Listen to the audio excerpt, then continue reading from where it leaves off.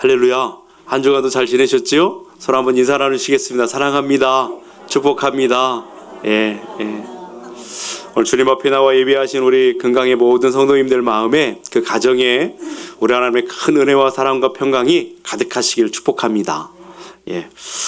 오늘 우리는 이제 사무엘하 3장 4장 말씀을 본문으로 해서 말씀을 나누려고 합니다. 좀 긴 말씀이지만 그 내용들을 보면 우리가 지난주의 말씀과 이어지는 말씀이 되어져요. 그래서 연결고리를 가지고 우리 함께 나눠보려고 합니다.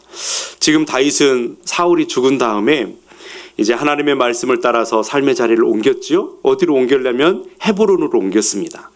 시글락이라고 하는 그곳을 살고 있다가 그것이 불타버렸고 이제 하나님이 이제 가라 그래서 헤브론 땅으로 이제 이동해 왔습니다. 그리고 난 다음에 그의 삶은 완전히 바뀌게 되었어요. 완전히 많은 것들이 달라지게 되었죠. 흔히 말하는 승승장구. 이런 삶. 그 앞이 쫙 탄탄 대로가 열려져 있는 그런 삶을 쫙 살게 됩니다. 이전에 사울에게 쫓겨가지고 광야 10여 년 동안 그렇게 살아올 때는 그렇게도 막막한 삶이었어요.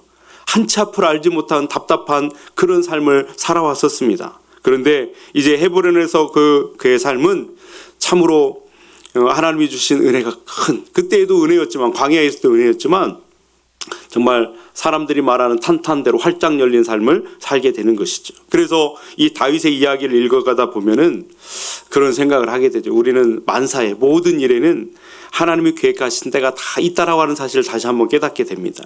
그래서 하나님의 때가 이를 때까지, 하나님이 그 일을 이루실 때까지, 그 문제를 열어주실 때까지 믿음의 바른 태도를 지키면서 어떤 상황이 있어도 인내하면서 우리가 할 수 있는 최선의 신앙생활을 하는 것이 우리가 할 수 있는 최고의 삶이다 라고 하는 것을 다시 깨닫게 되는 것이죠. 다윗은 매 순간순간마다 자기가 할 수 있는 최선의 삶을 믿음으로 살아냈습니다. 그리고 이런 삶을 살게 되는 것이죠. 이 사무엘서 기록자, 이 성경 기록자는 하나님께서 3장 1절에서 말씀하신 그 기록한 대로 다윗이 점점 강하여져 갔다라고 하는 그 말씀, 이 말씀을 설명이라도 하듯이 설명하듯이 증거를 하나씩 대고 있죠. 다윗이 어떻게 점점 강하여졌는가, 그 모습은 무엇인가를 이렇게 설명해 주고 있는데 2장에서는 사울의 부대와 다윗의 부대가 전쟁이 일어났었잖아요. 그때 다윗의 부대가 큰 승리를 거두었어요.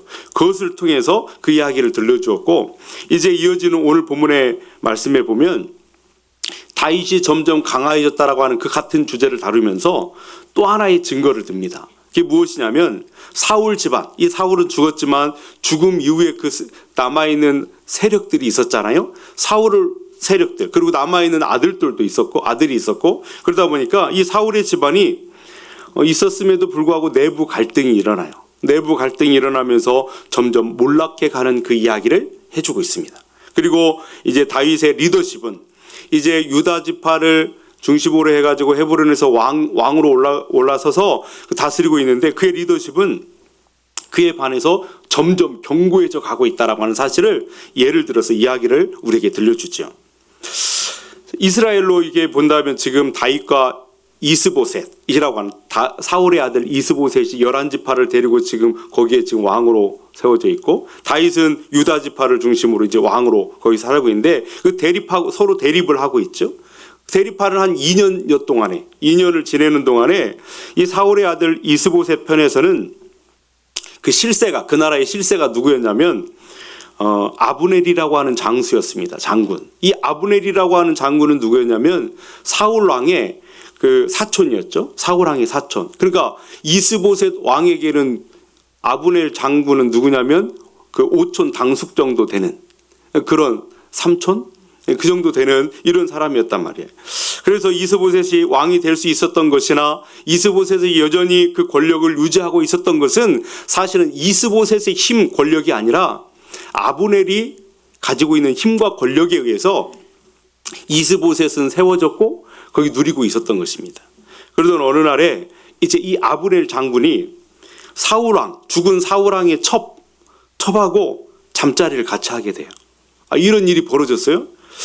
그래서 이제 이스보셋이 이 삼촌 되는 이 장군 아브넬을 향해서 맹렬하게 비난합니다. 어떻게 그럴 수가 있냐고 그 비난을 하게 되죠. 우리가 그 당시 문화를 잠깐 좀 이해할 필요가 있는데, 그 당시 문화로도 본다면 왕의 처벌, 왕의 여인을 물려받거나 왕의 여인을 범한다라고 하는 그런 문제는 왕권에 대한 어떤 공격, 왕권을 물려받았다 아니면 또는 왕권에 대한 어떤 그 부분을 이제 의미하기 때문에 굉장히 중요한 뜻을 갖고 있어요. 그러니까 아브넬이 왕권을 탐내 가지고 그런 일을 했다고 한다면 그것은 분명히 반역입니다.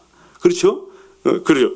그런 의도 없이 그냥 여자에 대한 어떤 뭐라고 그럴까요? 그 탐욕 때문에 그런 일을 했다 하더라도 그것은 지금 세워진 그 왕에 대한, 이스보셋에 대한 왕권에 대한 모독행위가 되기 때문에 사실은 이스보셋이 왕으로 있는 자기가 이스보셋이 아무리 어떻게 생각해 보더라도 그것은 그냥 두고 볼 수가 없는 것이죠. 한마디 했단 말이에요.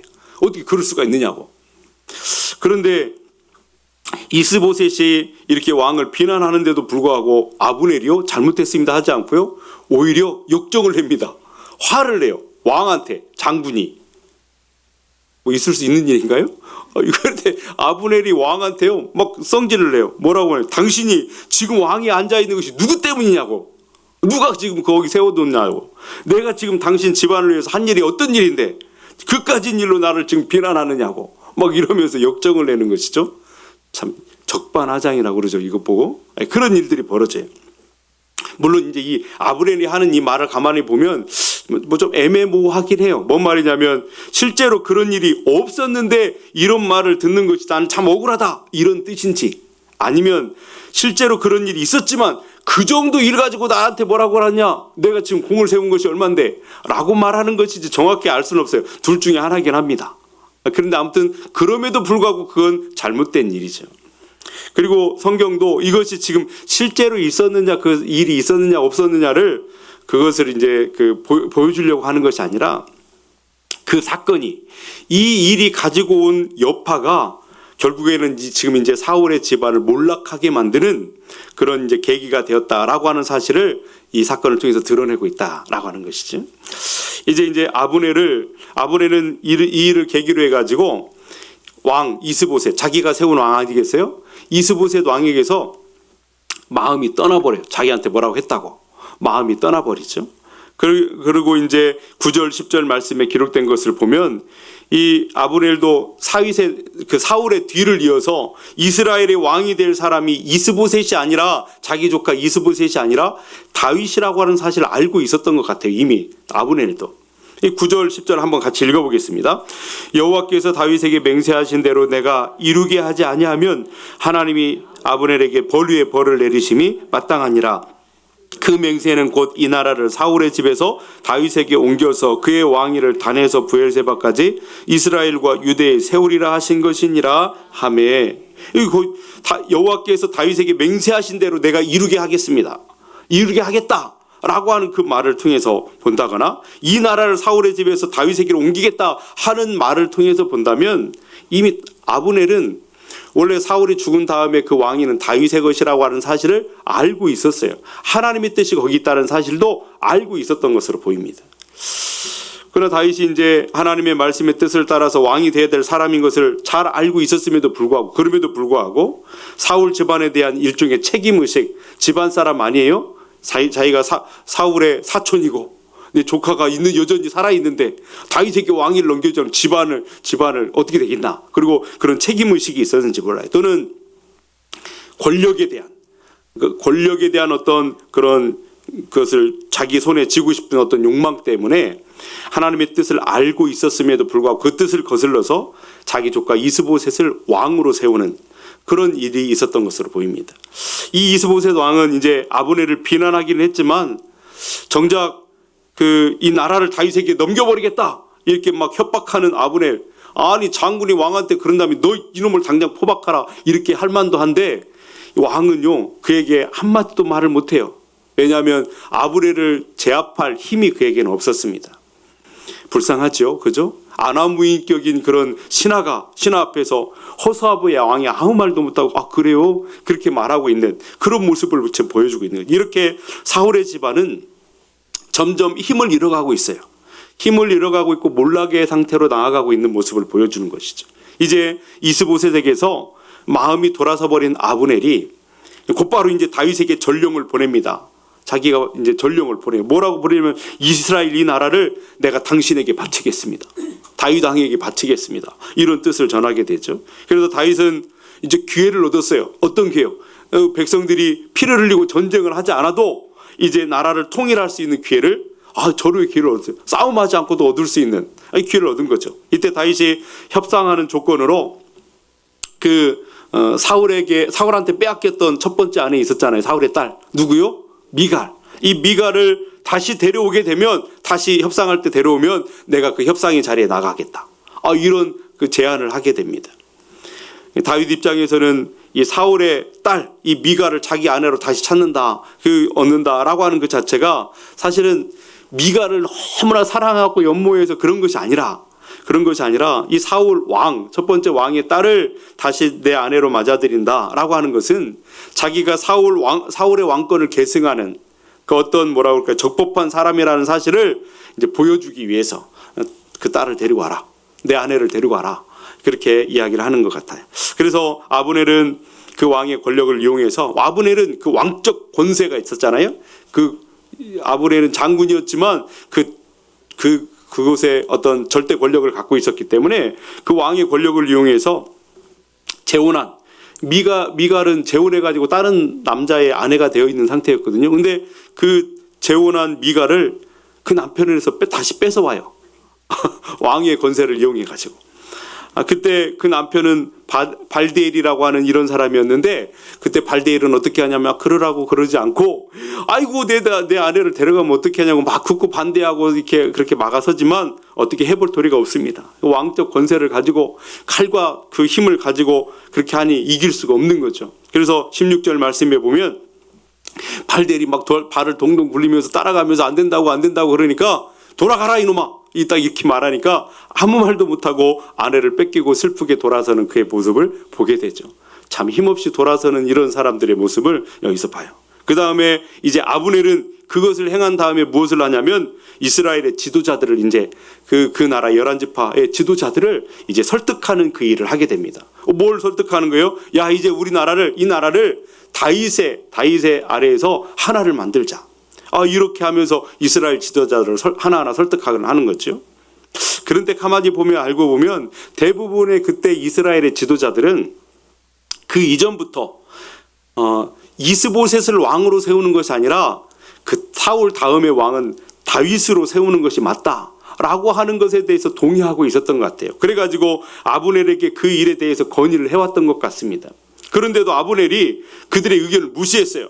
아니, 우리 집안에 지금 사울의 아들이 지금 남아있는 아들이 있는데 왜 지금 다윗에 우리나라를 주냐, 그러면서 고집스럽게 그 사울의 왕조를 계승하기 위해서 이스보셋을 억지로 왕으로 세운 것이죠.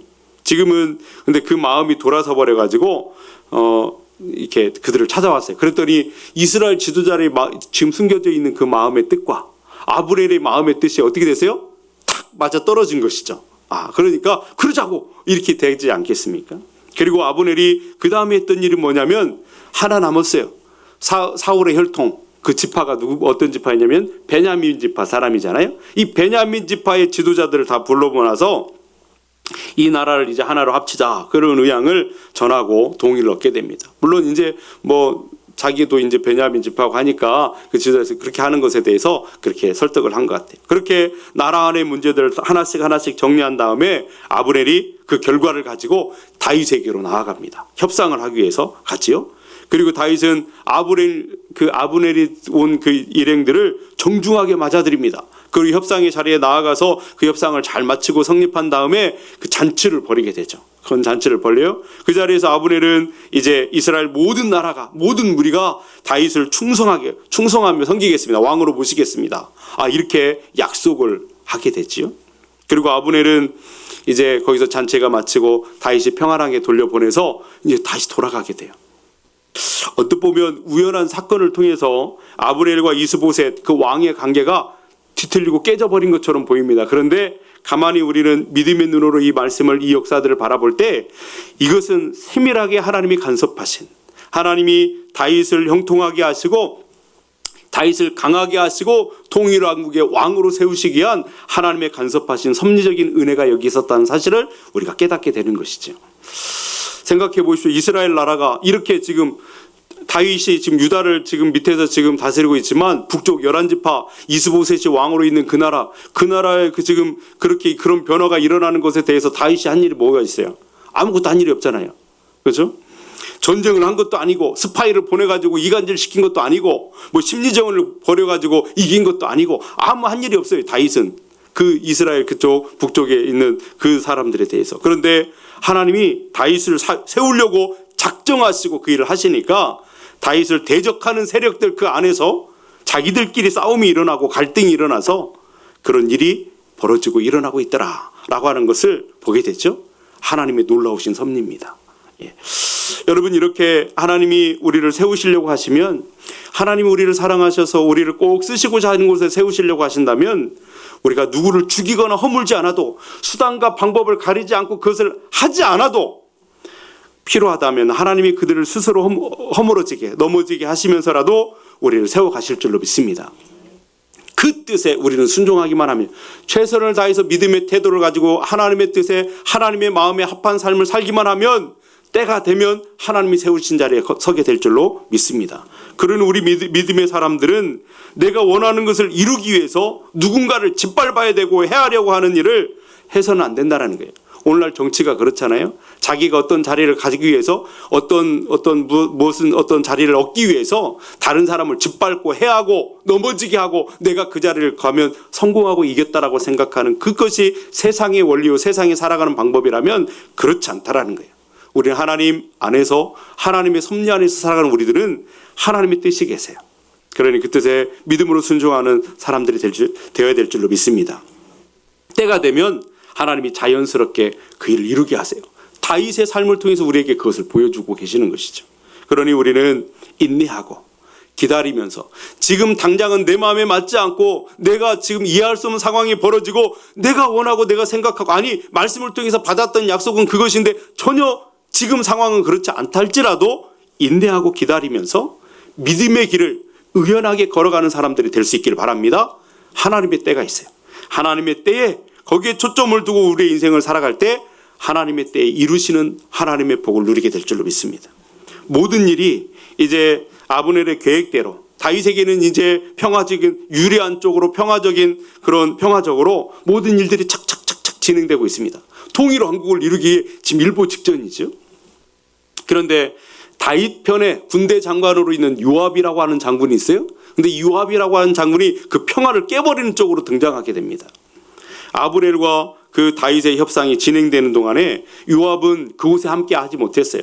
전장에 나가 있었죠. 전쟁을 치르고 있었기 때문에 헤브론에 같이 있지는 않았어요.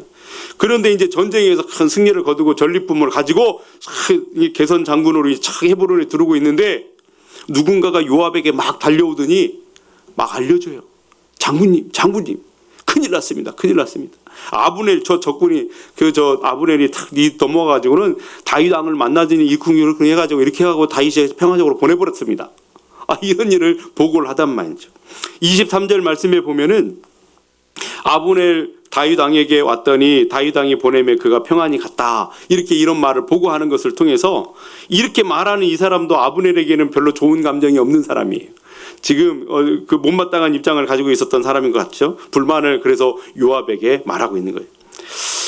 그랬더니 유다의 그 군대 장관 다윗 편에서 군대 장관으로 있었던 이 요압이 왕 다윗에게 역정을 냅니다. 마치 아브넬이 이스보셋 왕에게 역정을 했던 것처럼 요압도 똑같이 다윗 왕에게 역정을 내죠. 왜 그렇게 하냐고. 그거는 첩자가 아니냐고. 적군이 아니냐 원수가 아니냐고. 왜 그를 평안하게 돌려보냈느냐고 왕을 다그치고 몰아세우는 것이죠. 지금 요압에게는 두 나라가 평화적인 방법으로 하나가 되는 것에 대해서 관심이 없어요. 생각해 보세요. 요압이라고 하는 장군 그렇게 말할 때는 두 나라가 평화적으로 피를 흘리지 않고 전쟁하지 않고 하나가 되고 통일왕국을 이루는 것에 대해 큰 대의를 이루는 것에 대해서 관심이 없어요. 다윗이 통일왕국의 왕이 되는 것 그거 지금 중요한 게 아니라고 생각해. 하나님이 지금 이 일을 통해서 이 상황을 통해서 아브넬과 다윗을 이렇게 어떻게 인도하고 계시는가, 어떤 하나님의 섭리를 이루어가고 계시는가에 대해서 요압에게는 그것이 중요한 문제가 아니었습니다. 요압에게 진짜 중요한 건 뭐냐면 아브넬 그놈은 지난번 전쟁에서 내 동생 아사엘을 죽인 놈이 아니냐. 아사엘을 죽였거든요. 자기 동생 아브넬이. 그러니 그 요압에게는 아브넬이 원수 같은 존재예요. 그래서 그놈이 내 원수니까 나는 그놈을 죽여야 되겠다. 이 생각밖에 없었던 사람입니다. 그러니 자기 마음에 들지 않게 처신을 한 지금 다윗 왕에게 군대 장관이 왕에게 오히려 역정을 내고 화를 내는 참 적반하장의 모습을 여기서도 보여주고 있죠. 여러분, 이런 요압의 모습을 보면은 북쪽에서 왔던 아브넬이나 요압이나 자신들의 왕을 따르기보다는 자신들의 왕의 뜻에 순종하기보다는 자기가 그 왕을 조종하려고 하는 모습이 둘 다 공통점을 갖고 있죠. 서로 다른 진영에 있었고 살아가는 모습도 달랐지만 본질, 그 모습은 동일했다라고 하는 것을 보게 됩니다. 아브넬은 하나님의 뜻을 거슬러서 자기 뜻을 펼치려고 했던 아브넬이 그런 것처럼 요압도 왕의 뜻을 거스르고 하나님의 뜻을 모른 척하면서 자기 감정을 앞세우는 그런 사람으로 살아가고 있는 모습을 보여주고 있습니다. 이렇게 요압이 아브넬을 적으로 규정하고 있는 한, 그를 내 원수로 여기고 그를 미워하고 있는 한, 그 아브넬을 통해서 지금 이루시려고 하는 하나님의 놀라우신 그 은혜의 섭리, 통일을 이루시려고 하는 그 섭리는 요압에게는 전혀 관심 없는 일이 되고 말았어요. 하나님의 뜻이 그에게는 관심이 없게 돼버린 거죠. 그러니 아브넬이 하는 모든 일이 요압에게는 다 불만입니다. 못마땅한 일이 되는 거죠. 그래서 요압은 다윗의 대답도 듣기 이전에 자기의 뜻을 따라서 먼저 행동하는 사람이 돼버렸어요. 그래서 요압이 다윗의 이름을 이용해 가지고 돌아갔던 아브넬에게 사람을 보냅니다. 우리 다윗 왕이 당신을 보고 싶어한다. 할 말이 남았단다. 와달라. 그러니까 다윗의 이름으로 다윗의 왕의 권세를 가지고 딱 와서 전령을 보내니까 아브넬이 그러냐고, 아직 남은 얘기가 있습니까 하고 다시 돌아와요. 다시 돌아와 가지고 이제 왔는데 왕을 만나기 전에 아브넬을 요압이 막 이렇게 데려가요. 딴 데로 이렇게 해서 막 왕을 만나는 자리로 데려가는 것처럼 해가지고 데려가더니 갑자기 칼로 찔러가지고 그를 죽여버립니다. 암살하는 거죠. 여러분, 이미 말씀드린 것처럼 이 헤브론은 어떤 곳이, 이 헤브론이라는 도시, 그 성은 어떤 도시냐면 실수로 사람을 죽였거나 살인했던 살인자라도 보호받을 수 있는 그런 도피성이었습니다. 그런데 그 도피성에서 죄 없는 사람을 살해하는, 암살하는 그런 일이 벌어지고 말았어요. 지금 요압의 마음속에는 이 도피성이라고 하는 하나님의 질서, 하나님이 세우신 그 원칙이 그의 마음속에는 전혀 중요한 것이 아니게 돼버렸다는 것을 보게 됩니다. 놀라운 일이잖아요. 그래서 오히려 그 율법 위에 서가지고 자기가 하나님이 율법에 그것을 했는데도 불구하고 율법 위에 서가지고 자기 마음대로 자기 감정대로 왕의 뜻을 어길 뿐만 아니라 하나님의 말씀까지도 거슬려가면서 누군가를 죽여버리는, 누군가를 죽이고 내 마음의 감정에 그것에 휩쓸려 살아가는 그런 사람의 모습을 보여줍니다. 요압이 여러분 아브넬을 죽인 이유는 자기 동생 아사엘이 지난 전투에서 그가 아브넬에 의해서 죽임을 받았기 때문에 그 안갚음을 하는 거예요. 여러분, 요압은 어떻게 보면 이 요압 장군은 다윗에게는 적군이 아니에요. 자기 편에 서 있는 장수 아니겠어요? 군대 장관? 그런데 이 요압이 행하는 일들이 하나님의 뜻과는 전혀 상관없는 일이 되고 말았습니다. 다윗은 하나님의 뜻을 이루는 사람인데 다윗 편에서 일하는 요압 장군은 하나님 편에서 어떤 하나님의 뜻과는 상관없는 일을 벌이고 있어요. 다윗의 뜻과도 어쩌면 상관없는 일들을 지금 저지르고 있는 것을 보게 됩니다.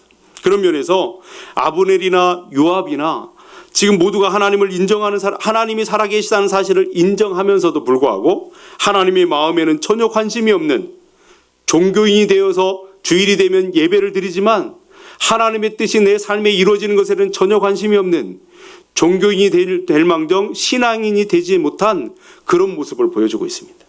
평소에 하나님이 계시다는 사실을 인정하고 종교 활동도 했겠지만, 예배도 드렸겠지만, 제사도 드렸겠지만, 하나님의 뜻과 마음에 대해서, 하나님의 섭리에 대해서 하나님 그 자발적인 순종의 마음으로 살아가는 사람이, 신앙인이 전심으로 하나님을 향한 예배자가 되지 못했다라고 하는 것을 보게 되죠. 그들의 삶, 그리고 세상을 살아가는 방식이, 그 방식에 그들의 삶에는 하나님의 자리가 없었어요. 자기의 감정과 자기의 욕심과 자기의 판단이 모든 것을 결정하는 기준이었고 거기에서 충실한 사람이 되고 말았습니다. 그러니 아브넬과 요압의 삶에서 정말 하나님의 뜻을 추구하는 다윗과 같은 그런 삶의 모습, 그의 중심에 있는 그 마음과는 다윗의 마음을 그들의 마음에서 찾아볼 수가 없는 것을 보게 되죠. 그리고 표면적으로는 다윗을 위해서 다윗 편에서 다윗의 장군으로 있는 사람이었지만 그렇다 할지라도 내면에는 믿음이 없었습니다. 오늘날 우리가 무슨 일을 할 때 교회를 위해서 하는 건지라고, 교회를 위해서 한 일이라고 이렇게 말을 할지라도 그 내면 중심에 교회를 위해서 봉사하고 교회를 위해서 헌신하고 그렇게 했다라고 말할지라도 마음 중심이에요. 중심에 하나님의 주권과 하나님의 질서와 하나님의 섭리를 앞세우고 내가 살아가고 있는가를 우리는 다시 한번 늘 점검해 볼 수 있어야 됩니다. 그러니 봉사를 하더라도 기쁨이 있는가 없는가는 거기에 차이가 있어요. 하나님을 기쁘시게 하기 위한 중심과 전제가 태도가 돼 있다면 어떤 일이 있어도 감사함으로 감당하게 되지만, 그렇지 않고 내가 이 일을 교회를 위해서 했습니다 라고 하는데 나도 모르는데 내 타락한 본성 안에 자리하고 있는 것은 내가 이 일을 위해서 다른 사람한테 칭찬받기 위해서 그런 것이다 라고 하는 것이 되어진다면 이것은 아브넬이나 요압과 같은 그런 마음이 되고 만다 하는 것이지요. 교회 생활, 신앙생활 하면서도 여전히 마음속에 자기 감정이 제일이고 내 이익이 제일이고 내 판단이 제일이고 하나님의 뜻, 그것이 무엇인가를 전혀 개의치 않는, 자기가 왕이 되어서 하나님이 왕이시지만 내가 내 인생의 왕인 것처럼 주인인 것처럼 그렇게 살아가는 사람들이 여전히 이 땅에 교회 안에도 있다는 사실은 너무나 충격적이고 그것이 큰 문제인 것을 우리는 다시 한번 생각해 봐야 되죠. 요압과 아브넬은 바로 그런 사람들의 모습을 아주 고발하고 드러내고 있는 것을 보게 됩니다. 사랑하는 여러분, 우리가 교회에 출석하고 예배를 드리고 봉사를 하고 또 교회가 하려는 일에 동참하고 있다는 그 면에서는 우리는 신앙인이 맞습니다. 하나님을 믿는 사람들이 맞죠. 그러나 여러분, 혼자 있을 때, 나 홀로 있을 때 그 일을 하는 내 마음속에 정말 하나님의 뜻과 하나님의 질서와 하나님의 주권에 대한 그 중심이 있는가, 우리는 늘 돌아보면서 바른 삶, 하나님 앞에서의 정말 태도, 사람 앞에서의 태도가 전심과 진심이 온전히 될 수 있기를 주님의 이름으로 축원드립니다. 왜냐하면 하나님은 중심을 보시고 그 동기를 중요하게 여기시기 때문에 그렇습니다. 여러분, 도피성에서 살아가는 그 살인하는 사람, 그것도 무고한 사람을 지도자가 함께 하려고 하는 그런 사람을 하나님의 뜻과는 상관없이 살인해버리는 그 사람 요압을 우리가 보고 있어요. 그러니 그 사람은 오늘날로 말하면 교회에 열심히 다니긴 하는데 충성하는 사람이긴 한데 불신자인 사람을 말하는 거죠. 교회에 예배를 드리고 있긴 한데 믿음이 없는 불신자들. 이것이 얼마나 충격적인지 몰라요. 이 일을 알게 된 다윗은 개인적인 복수심으로 함부로 그렇게 처신해버린 요압에게 화를 낼 수밖에 없었어요. 노하죠. 마음이 불편했습니다. 심지어 요압과 그의 집안을 저주하기까지 하죠. 그런데 이 저주가 개인의 감정에 의한 저주가 아니라 하나님의 말씀에 근거한 저주였다는 사실을 우리가 보게 돼요. 신명기 27장 24절 말씀에 보면은 그의 이웃을 암살하는 자는 저주를 받을 것이라. 이 말씀 앞에서 모든 백성은 아멘하라 라고 모세를 통해서 하나님은 그렇게 가르쳐 주셨습니다. 그렇게 하면 절대로 안 된다라고 하는 것을 가르쳐 주셨는데 요압은 그 가르침을 완전히 무시하고 살아가고 있는 것을 보게 되죠. 여러분, 그동안 다윗은 칼을 이용해서 힘을 이용해서 그 자리까지 오질 않았습니다. 칼을 이용해서 권력을 협박해가지고 사람의 마음을 사고 사람을 사고 이런 것이 아니었단 말이죠. 하나님의 섭리를 거스르지 않았고 하나님의 질서를 깨뜨리지 않았고 하나님의 평화를 깨뜨리지 않는 모습에서 그는 의연하게 그렇게 살아오고 있었어요. 믿음으로. 그런데 이 사건으로 인해서 다윗은 어떤 오해를 받게 되냐면 지금 통일왕국의 왕이 되고 싶은 욕심이 지금 다윗에게 있어가지고 평화적으로 협상하자 하고 지금 아브넬이 지금 갔는데 다윗이 그를 다시 불러오더니 그를 죽여버렸더라. 이런 오해를 받고 있는 거예요. 왜냐하면 여러분, 그 아브넬이 지금 다시 돌아갔는데 그를 불러가가지고 아브넬과 함께 온 사람이 20명 정도 되거든요. 이 20명의 사람들이 지금 왕이 다윗이 오라고 해서 지금 다시 온 거 아니겠어요? 근데 왔더니 아브넬이 거기서 암살을 당해 죽어버렸어요. 그럼 누가 죽인 거예요? 다윗이 사람을 시켜가고 뒤에서 사람을 시켜서 그를 죽인 꼴이 되고 만 거예요. 그래서 그런 오해를 받게 되었다라고 하는 것이죠. 그래서 그 20명이나 되는 사람들이 그 일의 증인으로 나설 수도 있는 그런 상황, 그런 지금 오해를 받을 상황이 되었습니다. 그래서 다윗은 이제 공개적으로 요압의 편을 들지 않습니다. 오히려 죽어버린 적장 이 아브넬을 위해서 정성을 다해서 애도하는 모습을 보이죠. 진심으로. 그래서 아파해요. 하나님의 정말 이 일을 통해서 이루시고자 한 그 뜻, 정말 통일왕국을 이루고 큰 제목이 그 일꾼이 될 만한 그런 사람이 죽은 것에 대해서 아파하고 안타까워하는 그런 애도를 합니다. 그 아브넬이 그래서 아브넬이 그 상여를 딱 이게 따라가는데 거기 뒤따라가면서 통곡하며 애곡하는 다윗의 모습을 성경은 기록해주고 있어요. 매장지까지 따라가서 통곡하면서 아니 굳이 왕이 그렇게까지 해야 되나? 라고 말할 만큼 그는 정말 진심으로 애도를 합니다. 최선을 다해서 애도를 하죠. 그리고 사울의 죽음 앞에서도 다윗이 애가를 불러가지고 그렇게 불렀던 것처럼 아브넬 그 적장이 죽었지만 그 적장이 죽은 그 죽음 앞에서 애도의 노래를 그렇게 부르게 되죠. 그래서 이 다윗의 그 진정성 있는 이 애도에 온 백성들이 그 일에 동참합니다. 그리고 그러면서도 왕의 안위를 오히려 걱정할 만큼 정말 진심으로 최선을 다해서 그 일을 하고 있었다라는 것을 보여주죠. 이 다윗이 그렇게 슬퍼하면서 그렇게 하니까 몸이 상하면 어떻게 되나, 우리 왕이 몸이 상하면 어쩔까라고 걱정할 만큼 그는 그렇게 최선을 다했습니다. 그렇게 하면서 백성들이 다윗의 결백을 믿게 돼요. 다윗의 진정성, 다윗이 죽이지 않았다라고 하는 것을 믿게 되는 것입니다. 다윗의 어떤 정치가들은 불난집에 가가지고 정치 쇼를 했다고 막 떠들어대던데, 다윗은 이 일을 통해서 애도하며 슬퍼하는 일이 정치 쇼가 아니었다는 사실을 백성들이 다 알게 돼요. 다 알게 되죠. 그리고 애도하는 다윗의 모습을 통해서 요압을 저주하고 요압을 꾸짖는 그 다윗의 모습을 통해서 백성들은 이 정말 다윗이 시킨 일이 아니구나, 우리 요압이 한 일이구나, 이것을 알게 되는 것이죠. 37절에 이렇게 쭉 그 일이 나오죠. 그렇다고 다윗은 아브넬이 죽었기 때문에 요압 네가 정말 잘못됐다고 요압을 책망하고 요압을 처단하지 못합니다. 왜 그러냐면 관계 때문에 그렇죠. 왜? 39절 말씀해 보면, 우리 39절 말씀을 한번 같이 읽어볼까요? 내가 기름 부음 받은 왕이 되었으나 오늘 약하여서 수르야의 아들인 이 사람들을 제어하기가 너무 어려우니 여호와는 약한 자에게 약한 대로 갚으실지로다 하니라. 아멘. 지금 요압이 잘못됐고 지금 분명히 잘못했는데 그걸 처단하지 못해요. 왜 그러냐면 요압이 지금 가지고 있는 세력, 군대 장관으로서 가지고 있는 그 권세와 세력이 만만치 않았고 그 관계가 또 특별한 관계가 있었기 때문에 그렇게 하지는 못했습니다. 이 요압도 알고 보면 다윗과 친척 관계잖아요. 이게 이모의 아들 정도 되는 거예요. 이모의 아들. 그러니까 관계가 그런 정도예요. 이런 인간적인 관계. 또 하나는 지난 10년 동안 그 광야를 지나오는 그 험한 시대를 살아갈 때 늘 함께 했던 그 요압 장군. 그 관계성이 있는 거죠. 또 하나는 그가 주도적으로 군대 장관이 돼서 이루었던 업적들, 이런 것들에 대해서 요압을 함부로 처리할 수 없었던 것 같아요. 그래서 다윗은 이 사건을 앞에 놓고 누구에게 그것을 맡기냐면 하나님 앞에 하나님이 처리하시도록, 하나님의 때에 하나님의 방법으로 처리되도록 하나님께 그 일을 맡기는 것을 보게 됩니다. 이게 정말 다윗의 그런 모습을 보게 되죠. 그리고 나중에 다윗이 그것을 마음에 계속 담고 있었던 것 같아요. 후에 다윗이 이제 노년에 죽을 때에 그 아들을 앞에 놓고 유언을 남길 때도 그런 말을 해요.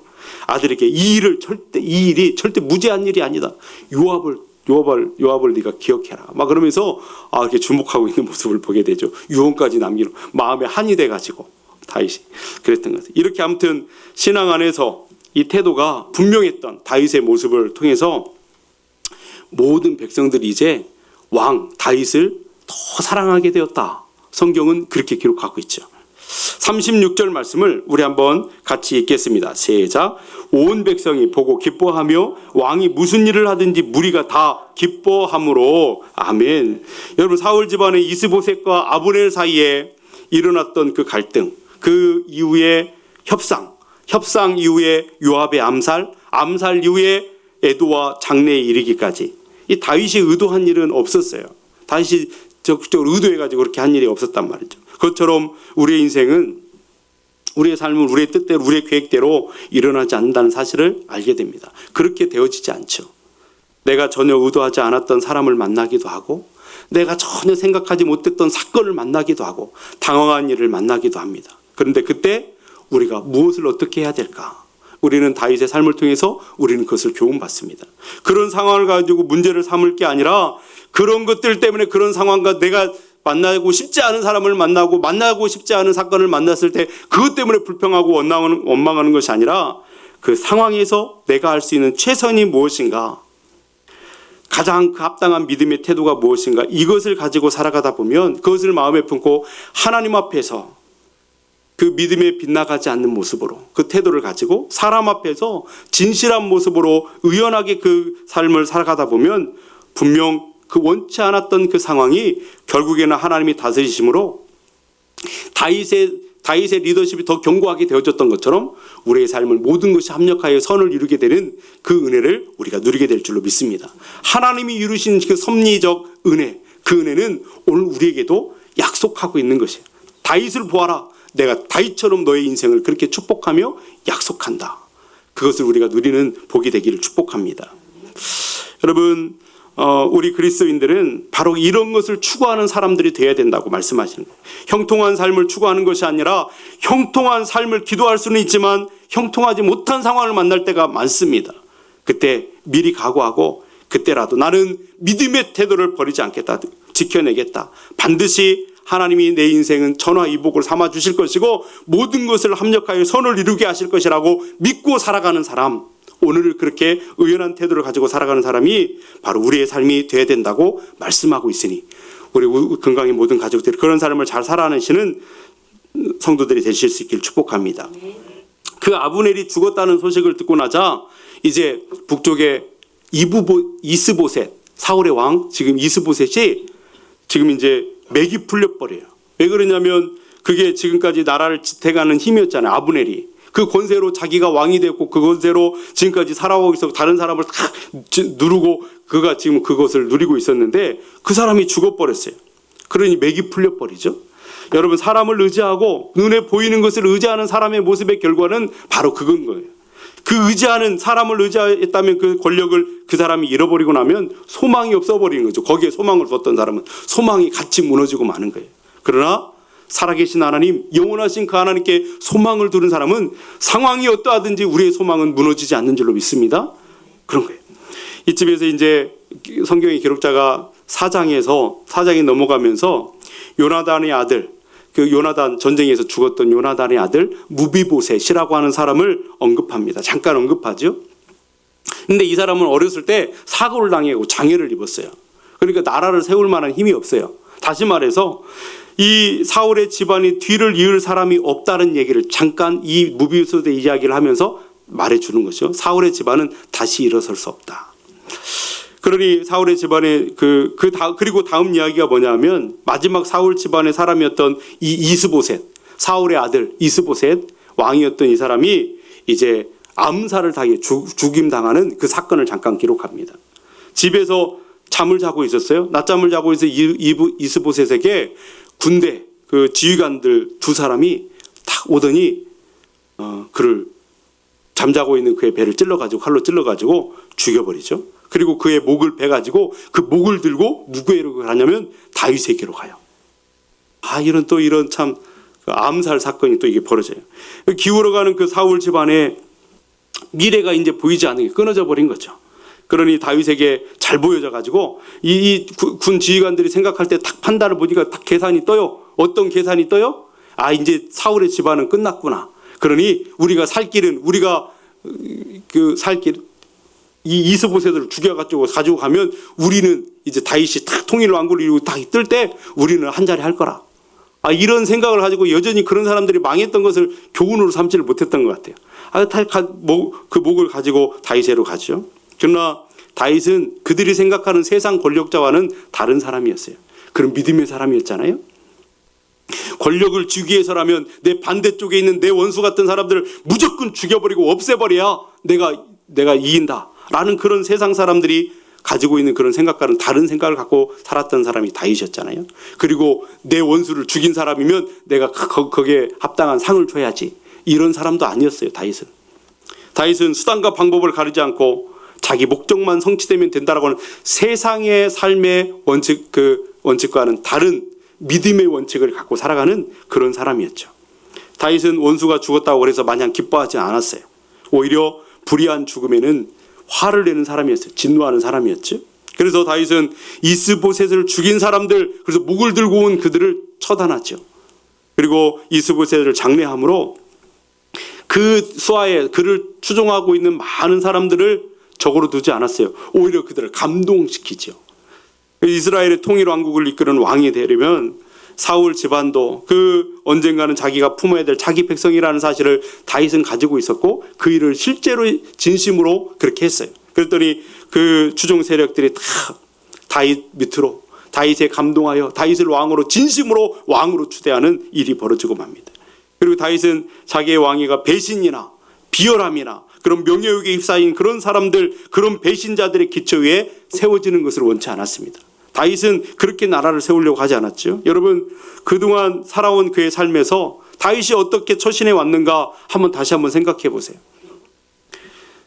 시간이 많이 지나서 제가 좀 더 한 2장 밑장 빼기를 하면서 이거 보니까 우리 지난날 설교들을 한번 가만히 생각해 보세요. 다윗이 지나온 삶을 가만히 돌아보세요. 다윗은 부솔 시내가에서, 부솔의 사건 앞에서 자기 공로, 너무 지쳐가지고 힘들어서 연약해서 더 갈 수 없었던 그들을 부솔 시내에서 머물러 있을 때 힘 있는 사람들이 가가지고 막 저 아말렉을 딱 이기고 나서 딱 돌아왔을 때 자기 공로, 내가 이것을 빼앗으니 다른 사람한테 이걸 줄 수 없다 이렇게 말하는 사람들 앞에서 그러면 안 된다. 하나님이 우리에게 주신 은혜로 승리를 얻은 것인데 이 전리품을 모두가 함께 나눠야 된다라고 하는 이 부솔의 문화를 그들 공동체 안에 세워갔던 사람이 다윗이었습니다. 사울의 죽음 앞에서는 개인적인 감정에 따라서 복수하기보다는 하나님의 주권과 하나님의 질서를 따라서 비록 나를 그렇게 힘들게 하는 사람이라도 하나님이 그를 부르셨고 하나님이 그를 세우셨고 하나님이 그의 죽음에 간섭하신다라고 하는 사실을 알고 있는 그 다윗에게는 그 죽음 앞에서도 애도하면서 백성들로 하여금 그 죽음 앞에 함께 애도하도록 그 문화, 적의 죽음도 아파할 수 있는 그 문화, 하나님의 뜻 앞에서 자기의 뜻을 내려놓을 수 있는 그 문화, 그 질서를 그 공동체 안에 세워왔던 사람이 다윗이었습니다. 그리고 오늘 본문 이스보셋의 죽음 앞에서, 아브넬의 죽음 앞에서 내게 이것이 그들의 죽음이 내게 이익이 되냐 손해가 되냐 이것을 따지는 사람이 아니라, 그것에 따라서 처신하는 사람이 아니라 하나님의 말씀, 하나님의 공의, 하나님의 질서를 따라서 그는 처신하고 믿음으로 행동하는 사람이었던 것을 보여주고 있습니다. 그렇게 살아가니 하나님께서 그의 삶을 어떻게 하셨다는 거예요? 3장 1절의 기록자는 그것을 설명하고 있는 거죠. 그는 점점 강하여져 갔다. 하나님이 그에게 그런 은혜를 주셨다라고 하는 것을 보게 돼요. 오늘 우리 건강의 모든 가족들이 다윗처럼 우리의 삶은 다윗과 같은 파란만장한 삶을 지나오면서 그는 믿음의 삶을 견지하면서 의연하게 세상의 분위기에 사람들의 어떤 감정에 휩쓸리거나 그렇게 흔들리지 않고 하나님을 바라보면서 하나님의 뜻에 순종하면서 내 뜻, 내 감정도 있지만 그건 내려놓고 하나님의 뜻이 어디 계신가를 찾아 의연하게 그 뜻에 순종하며 살아갈 때에 하나님은 결국 하나님의 때에 그를 세우시고 점점 세워져 가는 그 모습을 보면서 우리 건강의 모든 가족들이 이런 삶을 살기를 주님의 이름으로 축원드립니다. 오늘 우리의 삶은 녹록지 않죠. 여러 가지 어렵고 힘든 일들이 많습니다. 나만 그런가? 그렇지 않아요. 그 사고들 보면 너무나 많잖아요. 내가 가진 아픔이나 고통도 있지만 다른 사람들도 다 있더라는 거예요. 그러나 그때 우리는 어떤 처신을 하며 살아가야 되니까 우리는 믿음의 최선의 삶, 그 믿음으로 살아가는 말씀의 기준되어 최선의 삶을 처신으로 하는 저와 여러분의 삶이 되어서 하나님이 세우시고 복 주시는 삶을 누리시는 저와 여러분들 되기를 축복합니다. 물론 개인의 감정이 있을 수 있죠. 우리 안에 감정이 없는 사람이 있겠습니까? 사람은 다 감정이 있는 거죠. 그러나 감정대로 살면 우리 안에 감춰져 있는 잠자고 있는 죄성을 따라 살게 되는 모습이 되고 만다. 이익 좋습니다. 우리가 무언가를 더 얻을 수 있다면 좋은 일 아니겠어요? 이익도 좋지만 그러나 이익만을 쫓아 살아가다 보면 결국 성경에서 보여주는 것은 망하는 것밖에 없더라는 거예요. 사람들이. 그러니 감정도 아니고 이익도 아니고 오직 하나님의 말씀의 중심을 따라 내 공로 앞세우며 살아가는 것이 아니라 하나님의 은혜를 붙들고 살아가는 사람, 바로 이런 다윗의 모습을 통해서 왜 하나님이 그를 점점 강하게 하셨는가, 왜 사람들은 다 그가 하는 모든 일을 기뻐했는가, 그 이유를 우리는 찾게 되고 우리가 그 일을 본받아야 되는 줄로 믿습니다. 36절 말씀을 다시 한번 읽겠습니다. 3장 36절. 온 백성이 보고 기뻐하며 왕이 무슨 일을 하든지 무리가 다 기뻐함으로. 아멘. 이런 삶이 되길 축복합니다. 기도하시겠습니다. 살아계신 아버지 하나님, 우리에게 베푸신 놀라우신 사랑과 은혜를 감사합니다. 우리의 삶의 자리에 찾아오셔서 우리를 붙드시고 우리를 자녀 삼아 주시고 오늘 여기에 이르기까지 인도하신 하나님, 감사를 드립니다. 우리의 모든 삶이 하나님의 섭리 안에 있음을 우리는 기억하며 우리 하나님의 뜻에 순종하는 믿음의 살기를 소원하오니 우리를 성령님 인도하여 주시옵소서. 다윗처럼 믿음의 삶을 잘 살아 하나님의 때에 하나님이 세워가시는 그 놀라운 축복을, 섭리적 은혜를 경험하는 죄종들이 다 될 수 있도록 은총을 베풀어 주시옵소서. 예수님의 이름으로 기도 올리옵나이다. 아멘.